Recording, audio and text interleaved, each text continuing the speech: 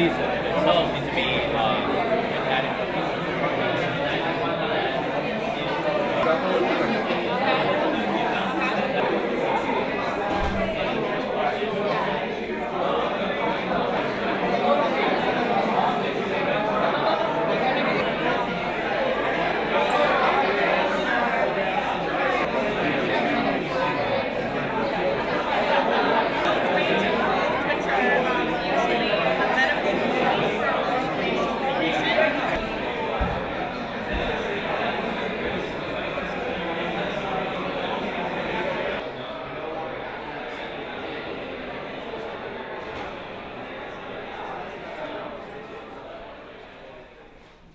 Good afternoon. Before I introduce the lectureship and the lecturer, we have a student award to give. So I'd like to call upon Representative Dentsply and the student. Is the student here? Thank you very much for having me here. It's always a pleasure, excuse me, to come to any function at Harvard University. So for those of you that don't know, Dentsply is partnered with the ADA in supporting student research in presenting this award for, don't quote me, but I believe this is the 53rd year. And we do this with all of our dental schools across the country and those across the waters as well. So the recipient of this award is Mr. Cameron Lee, who's being awarded this this plaque in addition to a couple of other items I'll explain for the work that he did on his poster presentation. So as a recipient of the award, Dentsply will sponsor Mr. Lee to represent Harvard University at the ADA this year in DC. So he'll be able to, flight and hotel and other amenities. So it's a good time, and it's definitely you become part of a community of recipients of this award, and you'll be able to collaborate with colleagues now from, again, across the globe, and hopefully continue that research. And we look forward to your input and contributions to the advancement of dentistry. So again, at this time, I'd like to commend Mr. Lee on his receiving of this award from Dentsply.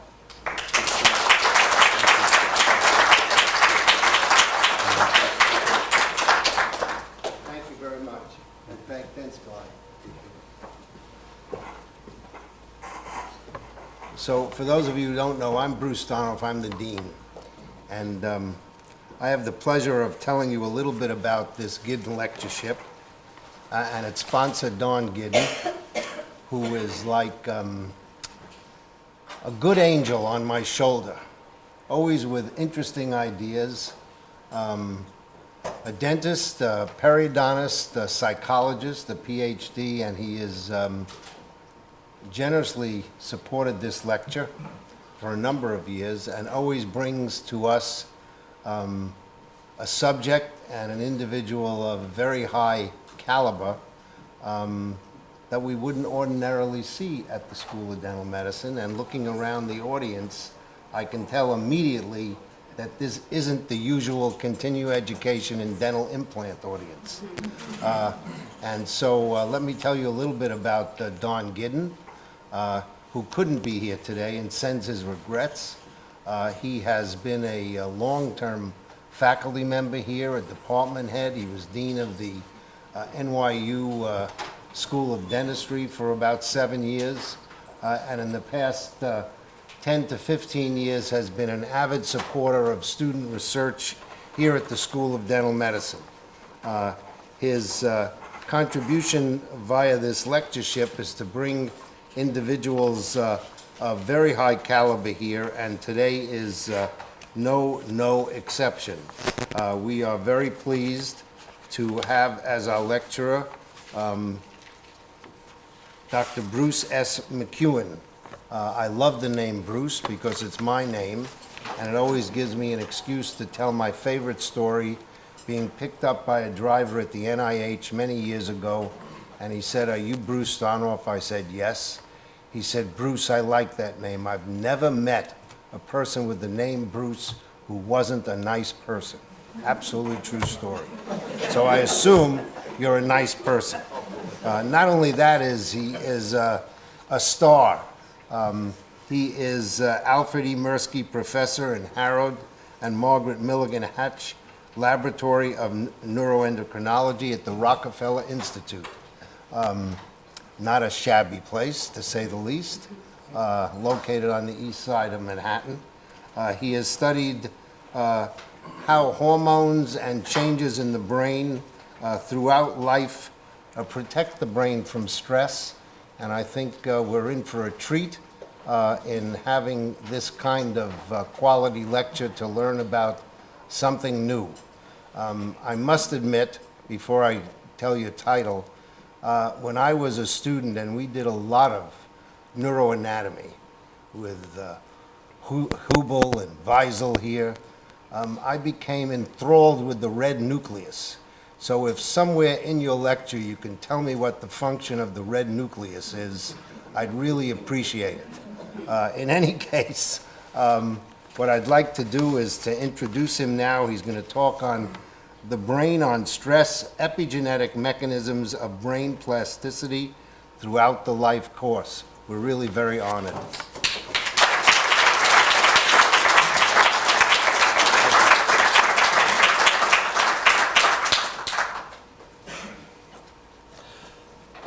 I can't tell you what the red nucleus does. I'd have to look it up too. So, but thank you all for coming. As I've grown older, in fact, through my whole life, I've been very much dependent on dentists, and I appreciate their skill with several implants now and so forth. So I'm going to talk to you about another resident of the cranial cavity, namely the brain, and its role in many different aspects related to health and disease.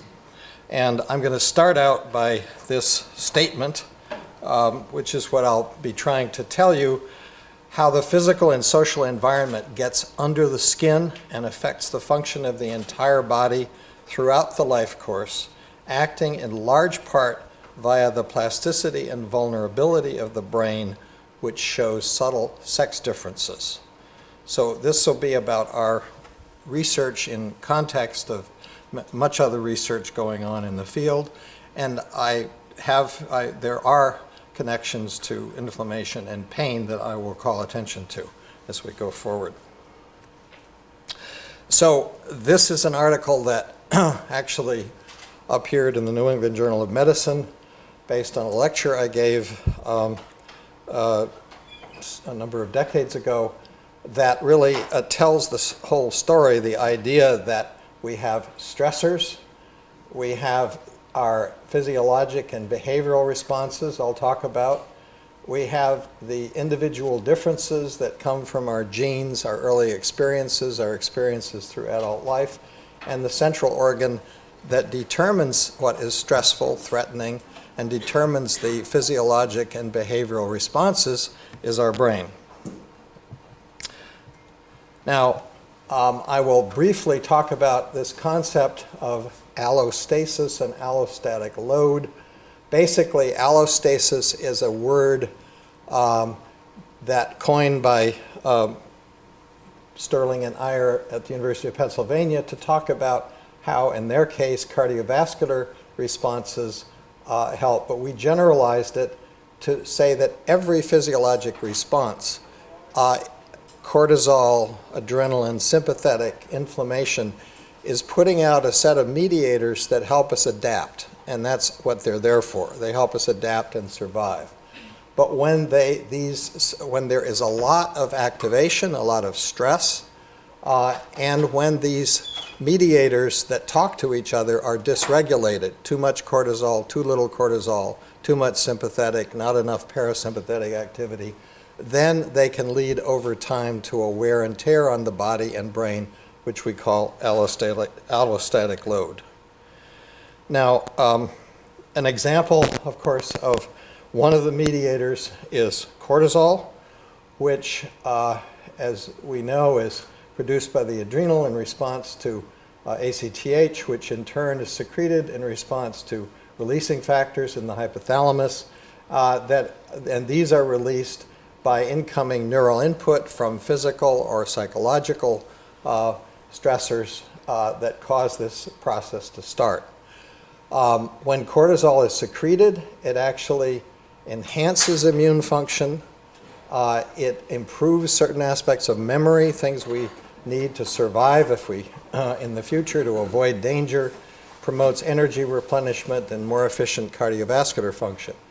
But when cortisol is present in very high levels and is chronically produced, it can, as we know, suppress immune function. We use it to suppress inflammation usefully. It can impair memory, and chronically it can promote bone mineral loss, muscle wasting, and is part of the metabolic syndrome. And you'll notice that there's an inverted U based both on dose and time. And you'll hear a lot about these inverted U's as we go on. Now, this slide makes it clear that cortisol is one of a host of mediators. There are actually many others that could be represented, and the arrows are meant to show that they talk to each other. And simultaneously, they're all able to affect many different systems of the body, from the brain to metabolism to cardiovascular function to immune function to renal function and so forth. And we also know that because of these interactions, they have a nonlinear profile, because each one does show these inverted U-shaped dose-response curves, and they affect each other. So when the level of cortisol changes, the level of these other mediators will also be adjusted. Moreover, unhealthy lifestyle, toxic chemicals in the environment all feed into this network. For example, elevated inflammation or cortisol resulting from something even external to the body can then contribute to this wear and tear that we call allostatic load. And this again highlights the idea that our health behaviors, how we respond to a stressful situation, whether we don't sleep well, whether we eat too much of the wrong foods, drink, smoke, don't get enough exercise, all of these health behaviors, good or bad, contribute to allostatic load. And then we come to the brain. And I'm going to talk about one area that started us off on this,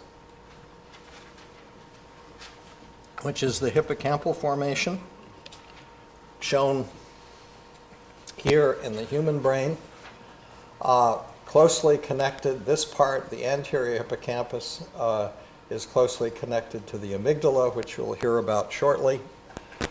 We discovered somewhat serendipitously when I first came back to Rockefeller, where I'd gotten my PhD, but I'd spent time in Sweden. And I'd learned about the hippocampus, and we included it in dissection samples because we were interested whether steroid hormone receptors would affect the brain. Nobody really was sure, especially adrenal steroids. We knew the hypothalamus was a likely target. We discovered somewhat accidentally that the hippocampus actually was the place where the highest intensity of uptake and retention of glucocorticoid. And we showed this by autoradiography using radioactive corticosterone, which is the glucocorticoid in the rat, injected into adrenal-ectomized animals, so there was no competition by endogenous hormone. And we found that the radioactivity using steroid autoradiography was concentrated over the cell nucleus, and this was consistent with the fact that steroid hormones, one of their major targets of action is the cell nucleus, where it affects gene expression. Now you'll hear that we know that steroid hormones do more than that, and that will come a bit later.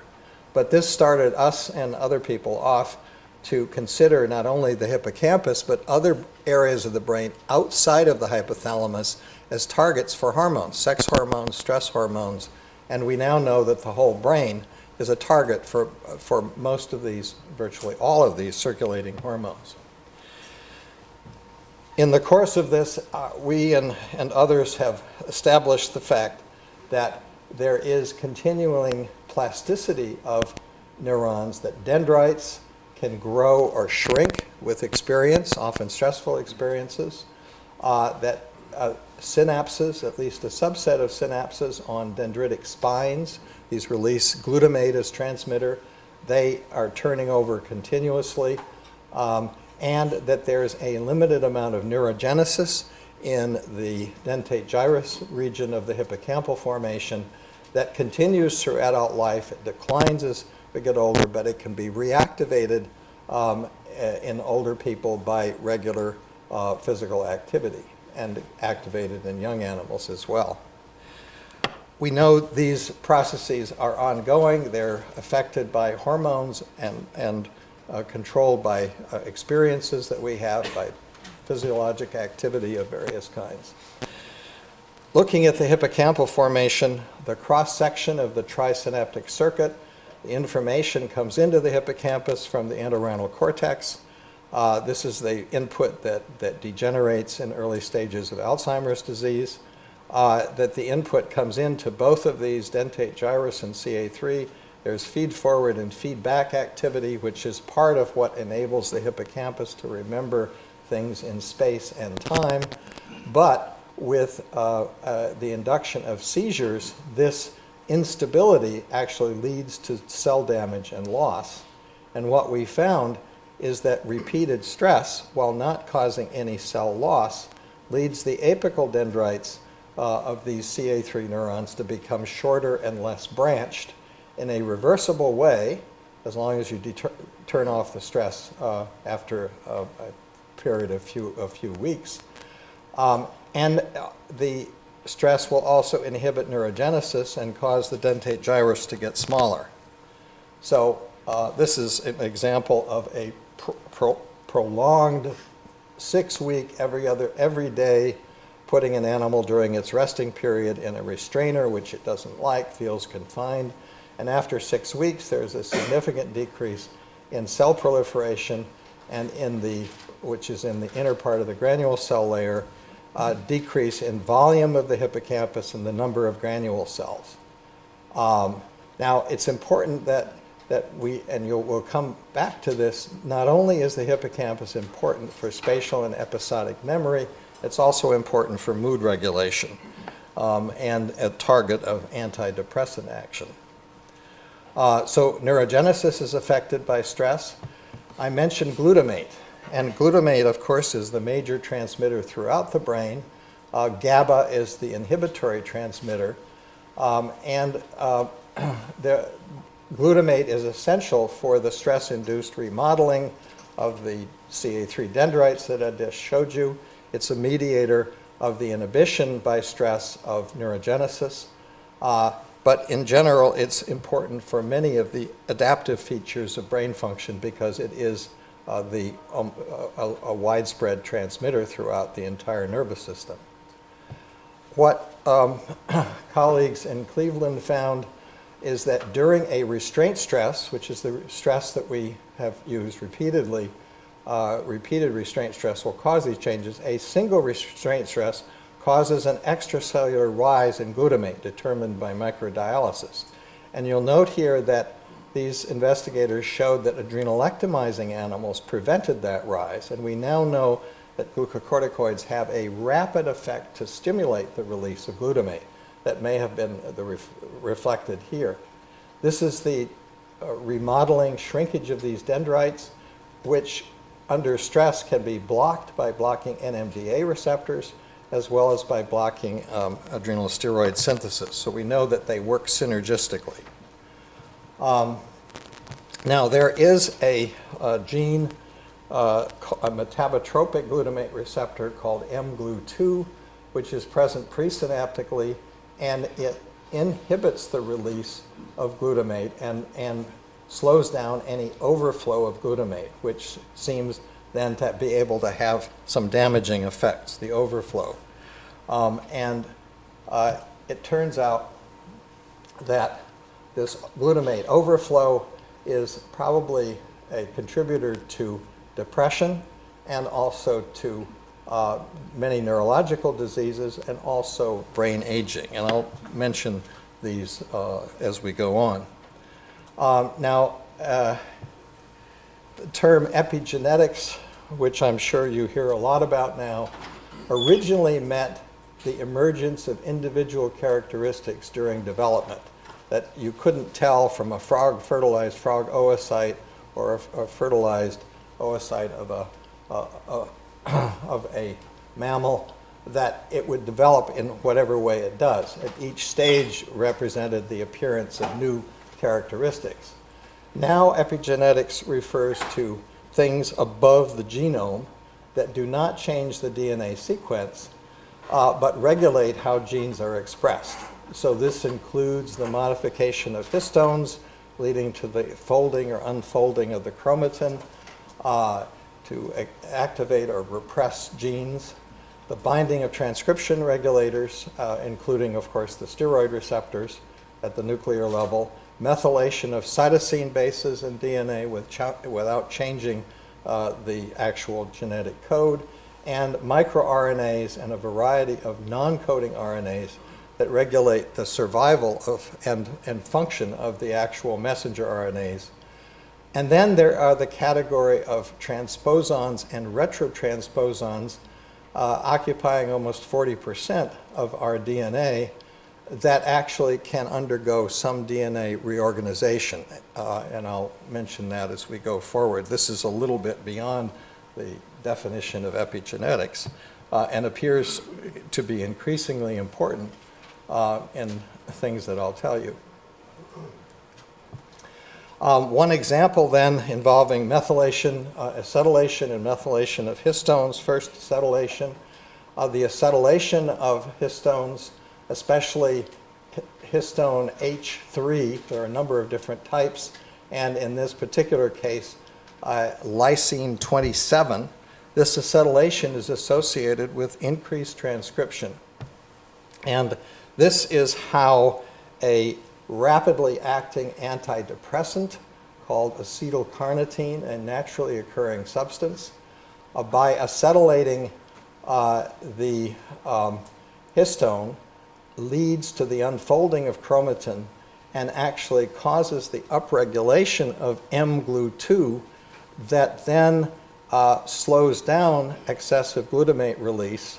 And one of the results is an antidepressant effect, as shown in this paper by Carla Nasca and colleagues a number of years ago in PNAS. There are things called histone deacetylase inhibitors, which block the degradation, which have the same rapid effect on depressive-like behavior. Now, stress applied to an animal, whether it is a naive animal, a chronically stressed animal, a chronically stressed animal that has recovered, we've learned if we then apply a novel stressor, which is a forced swim test, to the naive, the chronically stressed, or the recovered animal, what we have found is that even though there appears to be on the surface of it, for example, reversibility of the dendritic shrinkage when you end the stress, that the patterns of gene expression are distinctly different. And this is shown here in a very simplified way, in which the number of genes that are either increased or decreased by either the chronic or the acute stress is shown here. There is a core of genes that's always affected, not always in the same direction, by the acute stressor. But for the most part, the pattern of gene expression is quite different. A forced swim test in a naive animal produces a different response than in an animal that was chronically stressed. Notice you have a much larger number of genes turned on or off in the aftermath of the chronic stress, but they're mostly different. And if the animal recovers, it's about the same size, but again, for the most part, these genes are different. Likewise, a bolus of glucocorticoid does not produce the same effect as the acute stress. There is, again, some overlap, but glucocorticoids are not stress, and stress is not simply glucocorticoid action. And chronic stress and recovery produce patterns of gene expression in the hippocampus that is different. So when we talk about reversibility, we really are not talking about a real reversibility because there's a unidirectional change in the hippocampus and probably throughout the brain in the kinds of genes that are expressed, reflecting the experience that animals have. Now, the other example has to do with the methylation of another lysine 9 on histone H3, and work by former postdoctoral fellow Richard Hunter, who's now at UMass Boston, showing that if you look here at the cross-section of the hippocampus, immunocytochemically, an acute restraint stress in the naive animal causes this huge increase in the methylation, trimethylation of histone H3. And you can see it in the dentate gyrus. It's also evident in Amon's horn. It happens throughout the hippocampus. And what Richard found, looking at the DNA that you can recover from immunoprecipitating the chromatin with the antibody to this histone mark, is that the DNA that is trapped and not able to do its job includes a number of elements that are known as transposons and retrotransposons, as well as structural genes. And some of those transposon-like elements produce regulatory RNAs, and their expression is decreased by this. What happens with repeated stress is that this repression is lost. It's also lost with aging. So one of the questions, since there may be DNA rearrangements, does this lead to genomic instability? The Barbara McClintock story that many of you have heard of or know is that in corn maze you have the reorganization of transposon elements that lead to the appearance of different color expression on the corns of the kernels of the Indian corn. And that's represented here. One application of this is the generation of diversity in antibodies, which involves rearrangement in DNA sequence. But how this then plays a role in stress and adaptation to stress, and possibly in wear and tear with aging and repeated stress, we do not yet know, but it's very provocative. Now, glucocorticoids, I mentioned, we know they operate in the cell nucleus. They have both direct genomic effects through their translocation, as I showed you in the autoradiograms with the radioactive glucocorticoid in the nucleus. They also can work synergistically with other transcription factors, tethering or even indirectly by activating transcription factors like REB, which do the job in the cell nucleus. But there are also non-genomic actions. For example, glucocorticoid receptors translocate into mitochondria, where they regulate calcium balance. Physiologic levels of glucocorticoids actually promote calcium reuptake and protect against free radical damage, but high doses of glucocorticoids have the opposite effect. The system loses this capacity, and you have increased levels of free radicals. Robert Sapolsky described this as glucocorticoid endangerment with high doses, and indeed it does endanger cells that become more damaged by excitotoxic stimulation like a stroke or seizure. Glucocorticoids also directly activate the release of glutamate, as I mentioned in an earlier slide, through a membrane-associated mineralocorticoid receptor, which is also a nuclear receptor, but some of it is expressed near the cell surface. And glucocorticoids also stimulate the production of endocannabinoids, lipid products, which are the reason that marijuana works on the brain.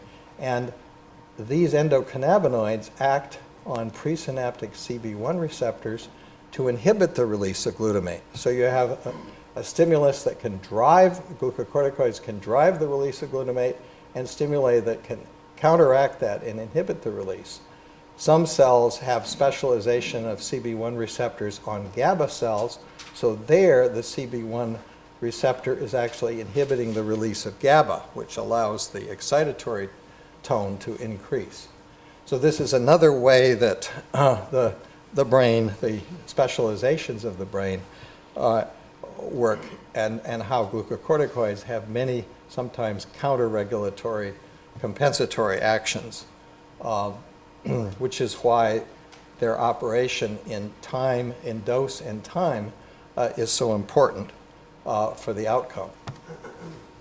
So back to an inverted U-shaped dose response curve. We have synaptic functions with low doses, physiologic levels of adrenal steroids, and release of glutamate, which improve excitability, improve aspects of memory.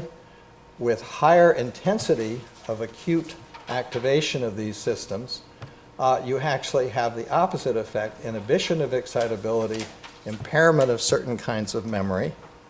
And then with the repeated stress, we have what I just told you about, namely adaptive plasticity, suppression of neurogenesis, dendritic remodeling, and then with a traumatic event such as head trauma, stroke, or seizures, the glucocorticoids and excitatory amino acids work together to cause damage. There's also brain aging, we'll talk about in a bit, and the loss of resilience, which if it occurs and the brain doesn't rectify itself, you may have an anxiety or depressive disorder. It's natural to be anxious and depressed in the face of a traumatic stressor, but if these don't disappear, then there has to be some external intervention to help that remodeling change in the right direction. Now, people studying the human hippocampus have shown that the human hippocampus becomes smaller with time in major depression, also in type 2 diabetes. It's smaller perhaps as a precondition for PTSD, but also becomes smaller still in people who have chronic PTSD. It's smaller in Cushing's disease, but correction of the hypercortisolemia can at least partially reverse, indicating this is something that's not necessarily irreversible. But even without disease, we know that the hippocampus becomes smaller with a long history of chronic stress. It becomes smaller with chronic jet lag, and along with that, there are forms of cognitive rigidity and memory impairment, lack of exercise, and also chronic inflammation, which is often accompanying things like diabetes and other conditions. This is actually a study with David Borsuk and his colleagues on migraine patients, where they were able to distinguish both low frequency and high frequency people with low and high frequency of migraine. And they found functional and morphologic differences in the hippocampus, a larger bilateral hippocampal volume in the low frequency migraineurs versus healthy control, and also compared to the higher frequency ones. But with repeated seizures in the low frequency people, there is a tendency for the hippocampus to become smaller and somewhat dysfunctional, so that there's an overall reduction in functional connectivity of the hippocampus with other brain regions involved in pain processing, and there are significant differences in pain unpleasantness that are suggestive of alterations in the brain systems involved in affective processing. And so we'll talk shortly about the connections of the hippocampus with some of the other brain regions like the amygdala. And finally, there is systematic allostatic load in people who have chronic pain, chronic migraine, related perhaps in part to sleep deprivation, with such things as inflammation and metabolic dysregulation. And this is a summary of some of the effects, physiologic effects from the work of Ev Van Cotter of short-term and long-term sleep deprivation, including increased blood pressure and decreased parasympathetic tone, which tips the balance towards a pro-inflammatory state, elevated levels of cortisol in the evening along with glucose and insulin, which can lead towards a metabolic syndrome-like state, elevated inflammatory cytokines, increased appetite that can also increase the above with overeating, with comfort foods, depressed mood, and impaired cognitive function, which I'm sure we all recognize from our own experiences of this kind. Now, the good news is that the hippocampus increases in size with regular exercise, with intense learning, a study of German medical students showing a sustained effect on learning, and with certain antidepressant treatments, of which exercise is one of the best for moderate depression. This is a study not on depression, but on taking elderly couch potatoes, getting them to walk an hour a day, 5 out of 7 days a week, showing that over 6 months to a year, there is an increase in the hippocampal volume in the left and the right hippocampus, improvements in memory. There's also effects on prefrontal blood flow and executive function. So even though there is a decline in neurogenesis as we and also our experimental animals get older, physical activity can reactivate it and have beneficial effects on brain function as well as structure. Now, besides the circulating steroid hormones, metabolic hormones like leptin, produced by fat, ghrelin, produced by the gut, IGF-1, produced by the liver, insulin, produced by the pancreas, are all transported in the brain, the hippocampus being one of the targets, and the metabolic syndrome resulting in leptin and insulin resistance can impair the procognitive and beneficial effects of these hormones on this brain area. IGF-1, if you block its systemic levels with an antibody, it actually prevents exercise from increasing neurogenesis. So it shows you the important communication between the periphery and the brain in a very important adaptive function.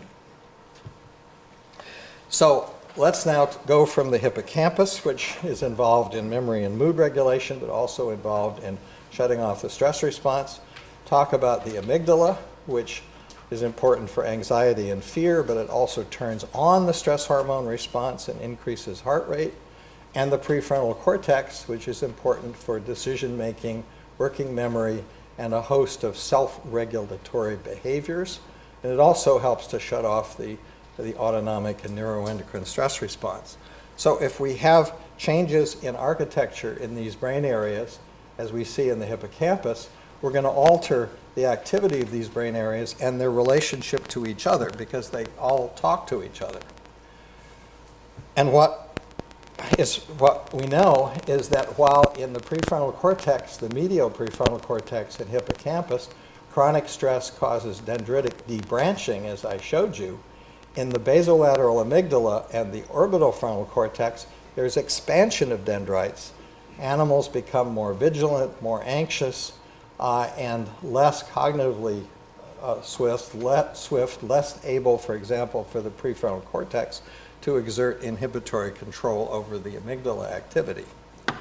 Now, this may be helpful in a dangerous situation, avoiding danger, but it's not good when conditions have returned to a safe normal. We know the amygdala is overactive in anxiety and depression, that an effective treatment of chronic anxiety can reduce amygdala volume. I'll mention that in a later slide, that an overactive amygdala and underactive prefrontal cortex is associated with signs of early cardiovascular disease because of overactivity of the sympathetic nervous system, and time glucocorticoid deprivation believe it or not, seems to reduce PTSD symptoms. And this we know from animal studies, such as one that we did collaboratively with Sumantra Chatterjee, showing that if you take a rat or mouse and put it into this is a bag with a breathing hole in order to take a blood sample from the tail, something that people may do quite frequently without realizing the consequences, over the space of 10 days, the animal develops more spine synapses on the basolateral neuron dendrites. It doesn't happen after a day, but it happens with a delay. And with a delay, these animals become more anxious and they're more unwilling to walk out into the open platform of an elevated plus maze. They're more anxious. And what happens if we gave by accident a simple saline injection to these animals before they went in the bag, and we prevented this whole thing from happening, and we then found that it was this whole process was preventable by elevating glucocorticoids even modestly at the time of the acute stress. So the saline injection did that. We could put glucocorticoids in the drinking water, and we could prevent this whole sequence. Now, in human epidemiology, there's evidence that people vulnerable to PTSD have low normal levels of glucocorticoids. There is evidence from a clinical study on open heart surgery that maintaining high levels of glucocorticoids during surgery in people with low normal levels reduces PTSD-like symptoms. And an Israeli study, both on another animal model, but on people who had a car accident and were taken into the emergency room and given glucocorticoids, they could reduce PTSD symptoms. So here's an example where glucocorticoids that we often think of in a negative way when we talk about stress actually have a very important protective effect. Now, moving to the prefrontal cortex, a MD PhD student, Connor Liston, working with a colleague, B.J. Casey, at Cornell, found that with medical students who were studying for the boards and other academic challenges during the year, if they had high perceived stress, that they felt things in their life were out of control, they were able to show, using an fMRI machine and a cognitive test that measured cognitive flexibility, that the students with the highest perceived stress had reduced cognitive flexibility and reduced functional connectivity within a circuit that involved the prefrontal cortex. Now, these changes were reversible after a vacation, and Connor Liston showed that in young animals there is reversibility of dendritic shrinkage after chronic stress. But there are other factors. Well, this is a summary of his study. But with circadian disruption, putting animals in a light-dark cycle that their clock can't adjust to, it's sort of like shift work where you're continually shifting the time of day. There is not only the development of obesity over a month, but also insulin and leptin resistant. And in the prefrontal cortex, one sees the same remodeling of dendrites that we see after chronic stress, and the animals become cognitively rigid. This is work by Ilya Karatsarios, who's now a faculty member at Washington State University. And getting back to the aging story, work with our collaborator John Morrison, with whom all of this prefrontal cortical work is done, by a postdoctoral fellow, Eric Bloss, showed that in young animals, as I've already said, there is, after chronic stress, there's dendritic shrinkage and debranching, but with 3 weeks of recovery, there is apparently full recovery of the length and branching. In a middle-aged animal, 12 months of age, there's only partial recovery, even though there's the same amount of dendritic shrinkage, and in a 20-month-old animal, the same amount of dendritic shrinkage, but no apparent recovery in 3 weeks. Not that we might not be able to make it recover by giving exercise or other manipulations. But it does bring up the question of cognitive aging. And in a recent study with John Morrison, but with a cognitive neurologist, Anna Pereira, we found that by treating animals with a drug called riluzole, which promotes glutamate reuptake, overcomes, we hope, the excess glutamate overspill that can cause free radicals and cause damage, that we essentially protected animals starting at 10 to 14 months of age that showed impaired memory functions by that 14-month period, that we essentially protected them from that cognitive aging. And looking at the prefrontal cortex, there weren't any noticeable morphologic changes, but in the hippocampus, we found that in young animals, there are these clustered thin spines, which are part of new young spines that also, because they're clustered, seem to increase communication between different cells that were absent in the old animals that had not been treated with riluzole, but were present in the older animals that were treated with riluzole. And there's an ongoing study that Dr. Pereira is running to see if riluzole has a benefit for people with early Alzheimer's disease, which also seems to involve an overactivity of the glutamatergic and excitatory toxic agents. Now,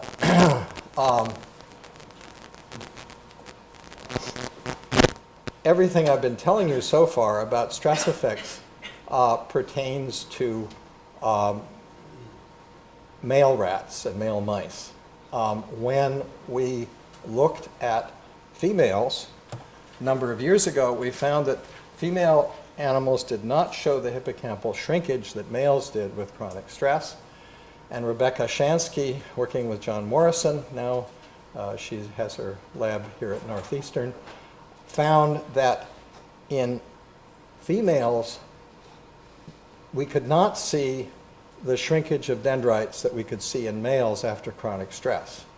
And using retrograde tracing from the amygdala to the prefrontal cortex, we determined that these neurons that would shrink in the male and not in the female were the ones that did not project to the amygdala, but projected cortically to other cortical areas. But then what Becca found is that animals, that the females that were neurons projected to the amygdala, that during chronic stress, they actually expanded their dendrites and developed more synaptic connections, but only when there were estrogens on board. In other words, if you ovariectomized them, they didn't do this. So here we have a complex interaction between genetic sex and the presence or absence of estrogens, and a complete difference in the circuitry, the response to stressors.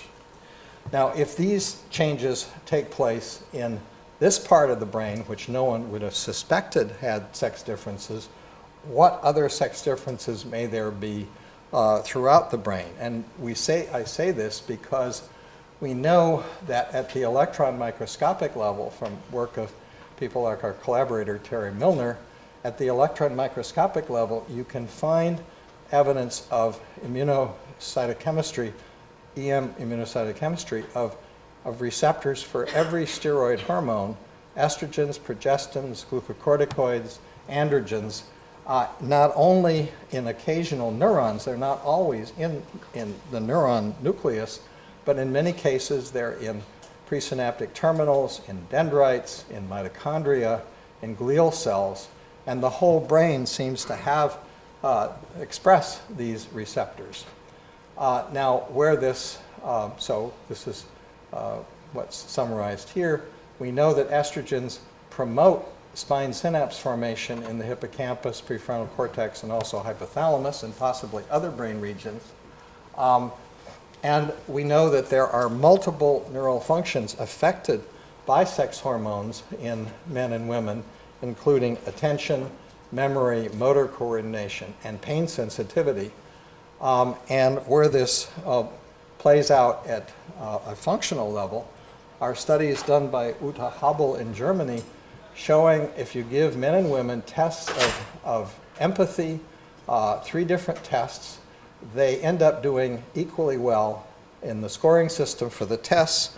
But if you look at the brain activation patterns as they do these tests, you see that they're quite different between men and women. So the generalization is that men and women do many of the same things equally well, but they use different strategies and they use different parts of the neural architecture. So this is a challenge as we go forward to understand how these interactions are affecting many aspects of our behavior and physiology.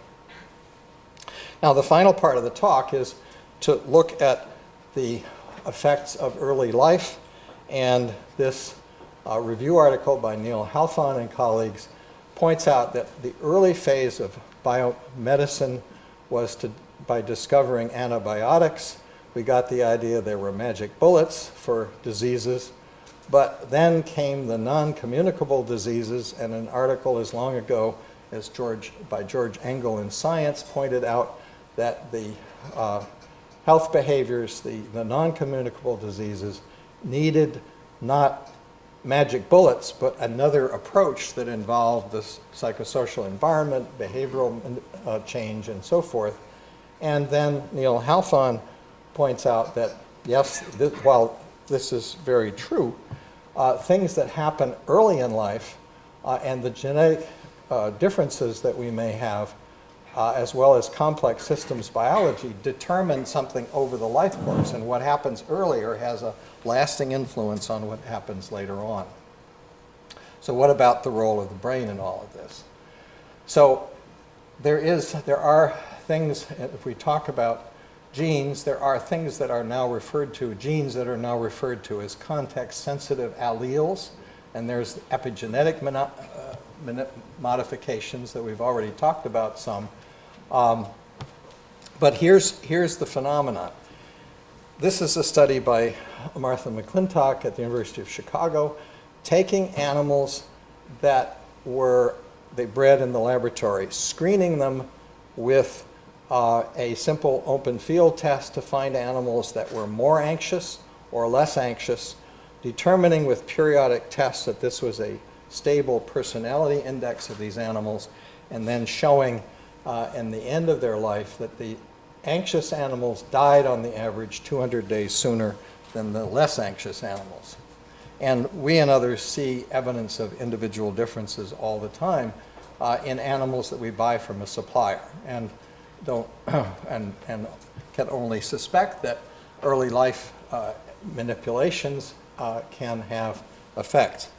Now, if we look at the human development, we know that low socioeconomic status from the studies of Hart and Risley on learning ability results in marked differences in language skills and executive function, which have effects over the life course.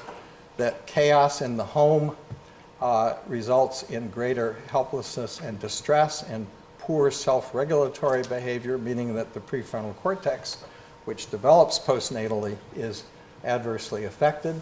There's also obesity, elevated blood pressure, and increased cardiovascular reactivity, and increased effects of early life adversity, abuse and neglect, on body fat accumulation, systemic inflammation, and poor dental health.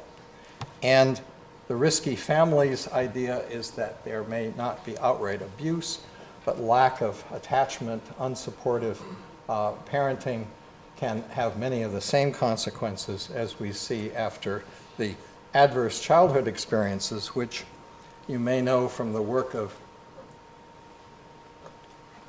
Robert Anda at CDC and Vincent Felitti in the Kaiser Permanente Health System, looked at conditions such as abuse, psychological or physical or sexual, by the parents, or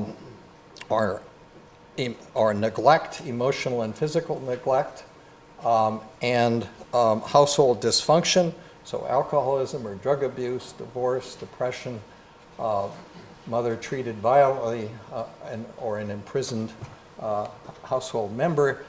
None of the individual factors by themselves did not necessarily have that profound an effect, but when you had a cluster of several of these together, there was an almost exponential rise in the so-called ACE score. And the disorders that were associated with high ACE included heart disease, smoking, obesity, drug abuse, high risk for AIDS, depression, anxiety, anger control, and antisocial behavior. So these are imprinted. This is referred to as biological embedding. And of course, one of the epigenetic factors that's been recognized are the methylation of cytosine residues. So that, for example, in this study by McEwen, Meany, and Ziff, using brains from people who had committed suicide, but being able to distinguish between those who had a clearly documented history of early life abuse as opposed to no abuse, you can see a much higher methylation on the glucocorticoid receptor promoter, which means less glucocorticoid receptors were expressed and glucocorticoids were less able to do the good adaptive things that they do. This is an example then from the Dunedin studies in New Zealand showing with probable or definite early life abuse, a rise in inflammatory elements that were measured, including fibrinogen, CRP, and white blood cell count, and an inflammation factor that they determined. And in studies by I believe it's it's a whole host of colleagues. Well, no, actually, by studies by Greg Miller and Edith Chen up here, harsh language used by parents was associated with an increasing frequency of inflammatory markers such as IL-6.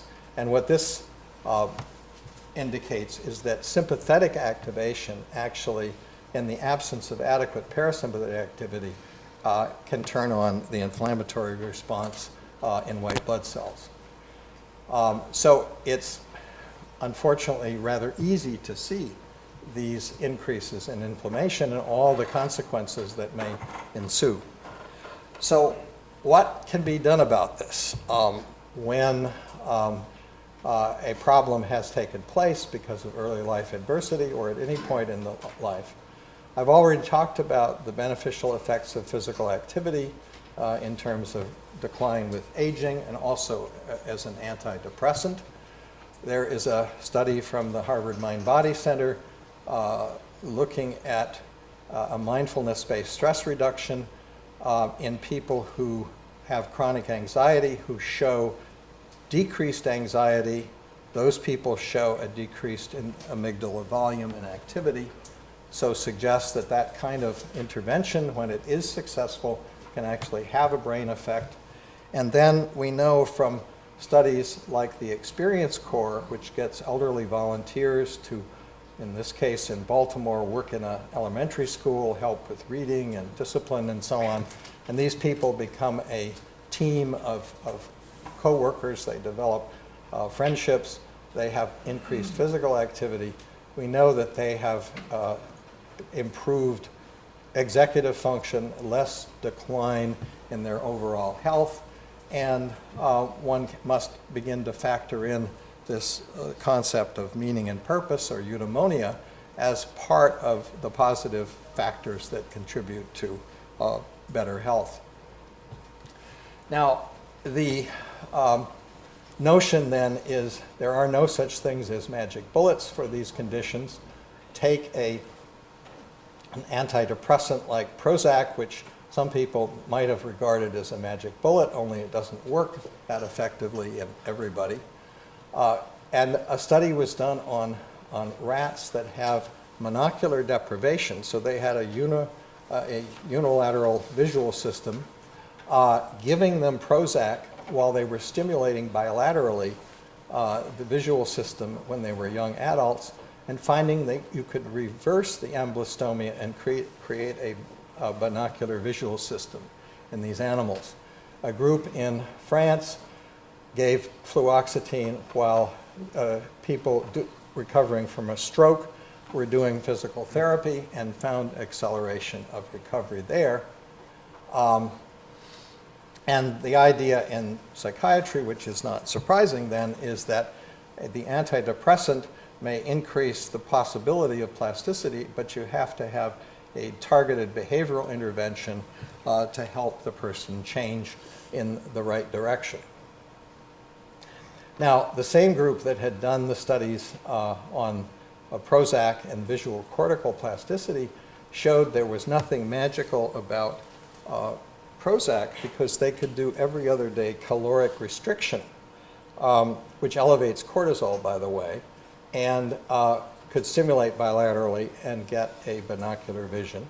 And they also showed that they could substitute putting corticosterone in the drinking water every other day instead of doing Prozac or the caloric restriction, and they could get binocular vision restored. And what this may mean, and this relates to one and the same Connor Liston I mentioned earlier, the medical student study, who in his postdoctoral work after getting his MD PhD degree showed that if you turn off the ultra-D and ACTH response in a mouse, that he could record from neurons, fluorescent neurons in the cortex over 24 hours using a tiny dose of dexamethasone that shuts off the faucet in the pituitary but doesn't get into the brain. He could see that this is normally the formation of spines or the disappearance of spine synapses that he could see ongoing. He could stop this by shutting off the faucet, by turning off pulsatile glucocorticoid secretion. He could reestablish it by giving back the glucocorticoids. And he showed, moreover, that motor learning was very much influenced by this, that there was a time of day, the morning in our own species, the beginning of the dark period in the animal, when the motor learning was the most efficient. And by elevating glucocorticoids at the wrong time of day, or by inhibiting them in this active period, he could prevent or slow down the motor learning. So this really suggests that we have within our own bodies the mechanism for natural plasticity, and of course have to think about how modern lifestyles often interfere with that. But more importantly, it suggests that the adult brain, because it does show the plasticity, we're only beginning to understand the potential that we have for using it for our benefit. And this is then the theme that I've told you about. Can we help the brain change itself? And I thank you for your attention. This is a group of collaborators who are responsible for the work and many of the ideas. Thank you.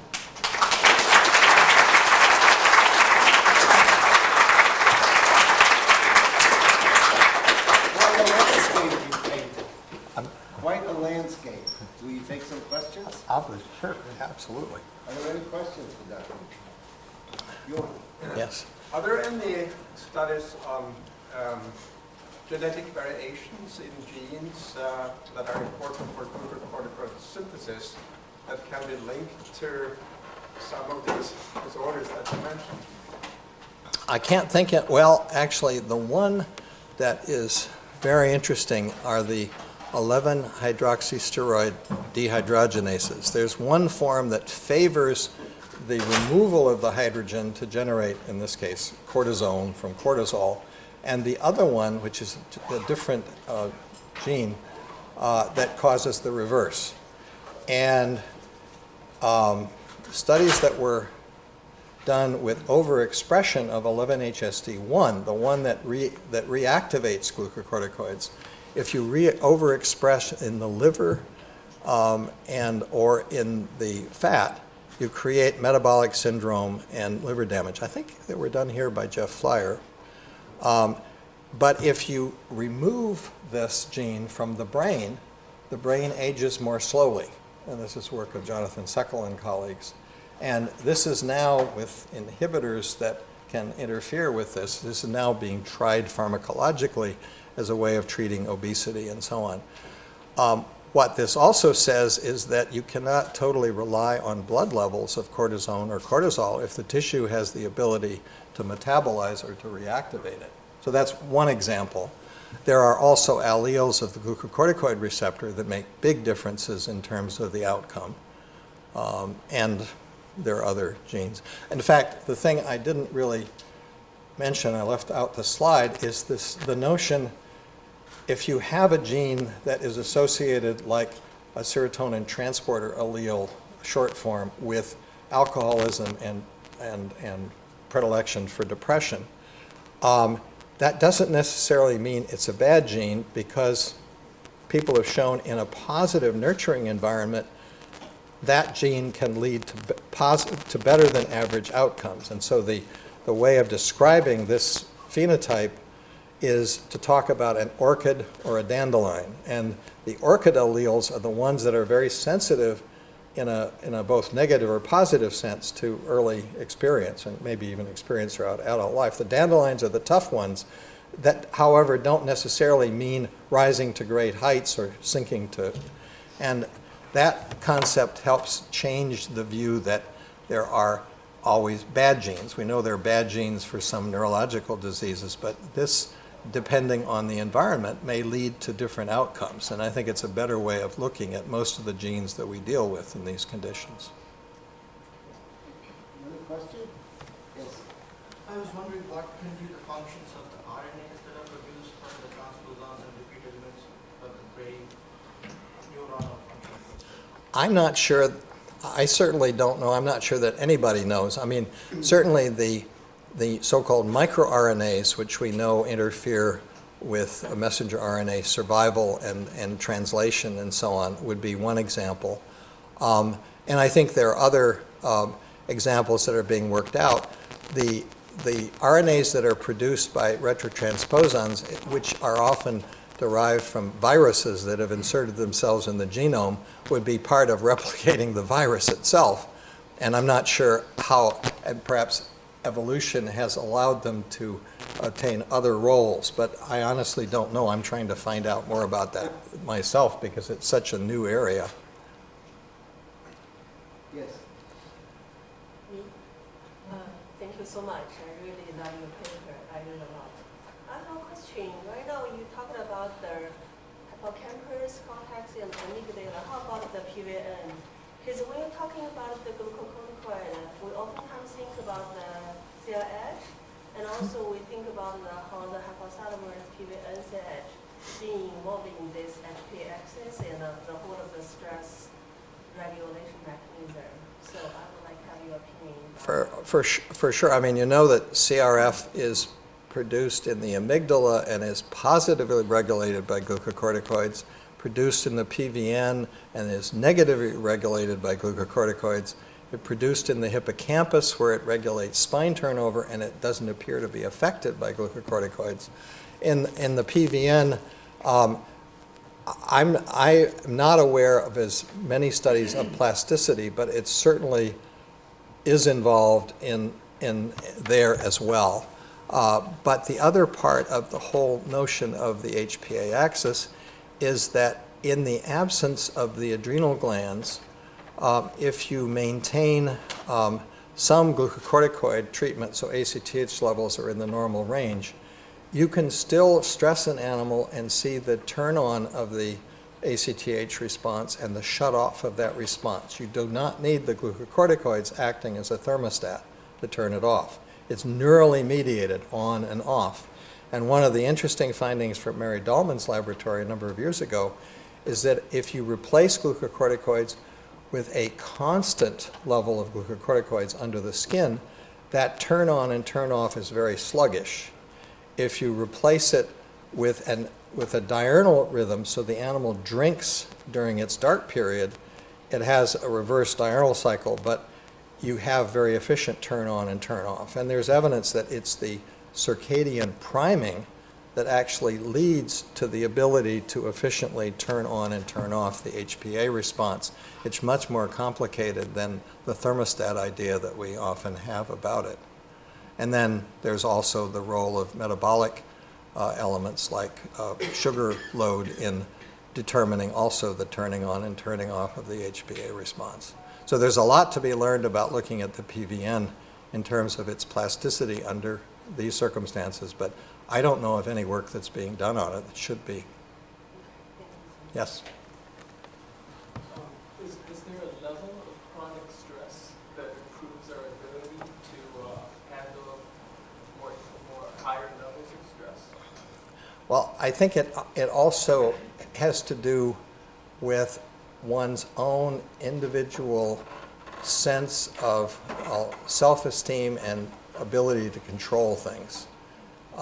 If you have, and this is what people mean by good stress, if you have good neural mechanisms for controlling and you have good self-esteem, you pick your battles, you know when to take a risk, like writing an exam, giving a talk or something like that, and it generally has a successful outcome, you feel positive about it. So it's a matter of how you feel about those situations. And obviously somebody who's had a bad experience, either in childhood or at some point, may react to a challenge in a completely different way. There's a study of HPA regulation by Clemens Kirschbaum a number of years ago, taking people and giving them the public speaking challenge, known as the Trier social stimulation test, where you get up in front of 3 people wearing white coats who look very disgusted, and you have to talk about something personal. Now, the first time, everybody has a huge pulse of cortisol. But most people, if they do it 3, 4, or 5 times in a row, they habituate. It's no big deal. I mean, this is the way it is. But about 10% of the people produced high levels of cortisol, even higher, and they never habituated. And they turned out to have low self-esteem and low locus of control. And a guy named Jens Prusner, who was involved in that study as a graduate student, is now at McGill, and he has shown that people with low self-esteem actually have a smaller hippocampus. Now, that may also be why they're not shutting off their cortisol, because it's involved in that. A small hippocampus has also been talked about as a risk factor for PTSD, and certainly low self-esteem is a risk factor for developing PTSD. So that's sort of the way it stands. Of course, the thing which would be wonderful, if you could elevate people's self-esteem, could you help them get over some of these conditions, and could you even enlarge the hippocampus? We don't know that. I would be remiss if I didn't ask you, one of your slides, which I think talked about data on children's abuse, had at the bottom some relationship to dental inflammation. Oh, I mentioned that, yes. In fact, that is the Dunedin studies have shown, one of the first papers on this, showed that poor dental health was associated with those people who'd had the early adverse life experiences, and this led Andrea Denise and colleagues to follow and document the inflammation that they could see even when kids were even 12 years old or even before. So chronic inflammation, it's also associated with obesity, metabolic syndrome, some of these other things, but dental health is definitely one of the markers of this condition. Glad you pointed that out. Yes. Yeah, I just want to point out that we do a lot of research, the link between chronic stress and burnout in dentistry. So there's also a link between external factors, work factors, impacting well-being and also stress level of dentists. Oh, I can believe that, yeah. I mean, teachers, dentists, nurses, especially in surgical, recovery rooms, children's wards, who don't get maybe positive rewards all the time, and burnout is a very important condition that I think is being studied more and more, but it is something that has, it tends to level out the HPA response, so you often don't even see much of an HPA response, and people, I think, show a form of depressive illness. But I'm glad you pointed that out. Well, thank you. Thank you. So just a little memento of this lecture, which honored us much more than this honors you. Thank you so much.